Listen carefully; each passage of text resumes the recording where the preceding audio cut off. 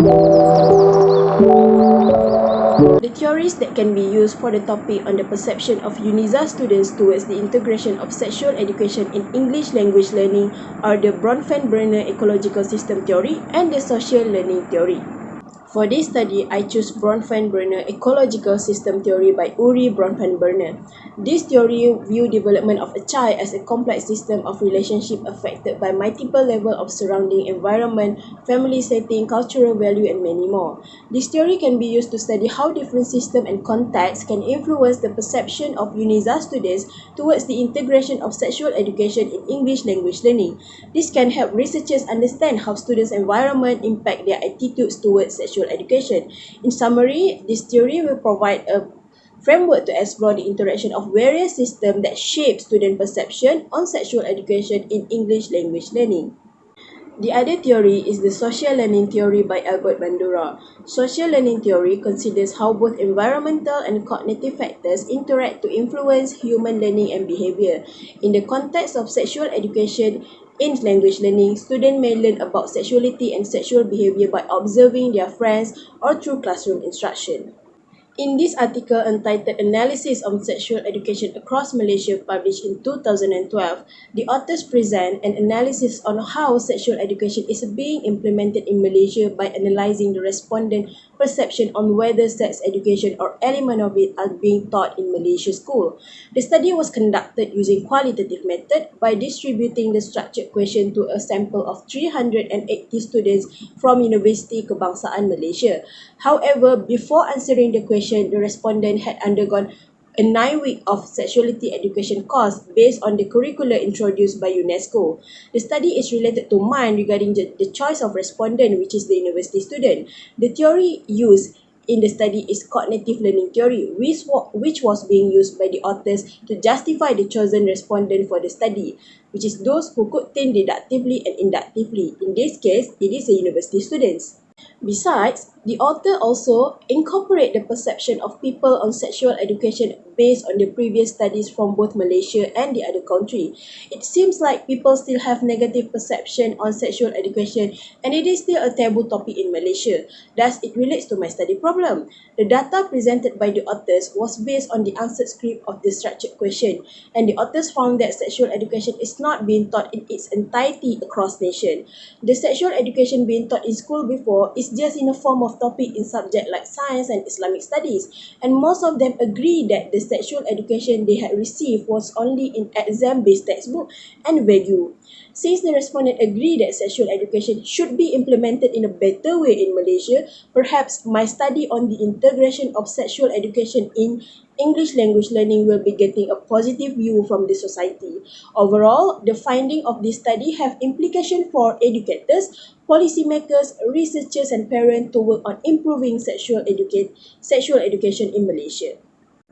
In this article entitled Perception on Sexuality Education in Secondary School, an exploratory study among University of Cyberjaya students published in 2021, the authors conducted an exploratory studies to examine the perception of University of Cyberjaya students regarding sexuality education in secondary school. The study was conducted using a qualitative method by which Microsoft Teams was used to one-to-one interview to collect data on students' experiences and opinions towards sexual education in secondary school. From the data, the authors found in terms of experiences, the students had increased in knowledge on science while still lacking in certain aspects as the topic was being taught in subjects like science and Islamic studies. They found it is insufficient since it was taught in a vague and not depth way. Other than that, the authors also found that most of the students believe that sexuality education should be taught in depth in secondary schools across Malaysia. This is to prepare the teenagers for a better future.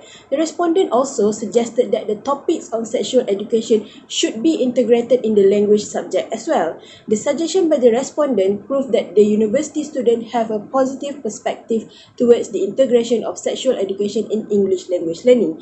Hence, it is in line with my study, and in conclusion, like the first article, this study can also be a guidance for the future use in improving the nature of sexuality education in Malaysia. The authors of the article entitled A Gender Perspective in Initial English Language Teacher Education and Argentinian Experience published in 2009 discusses a study conducted on 30 student teachers in Argentina regarding the incorporation of a gender perspective in an online English language teacher education program.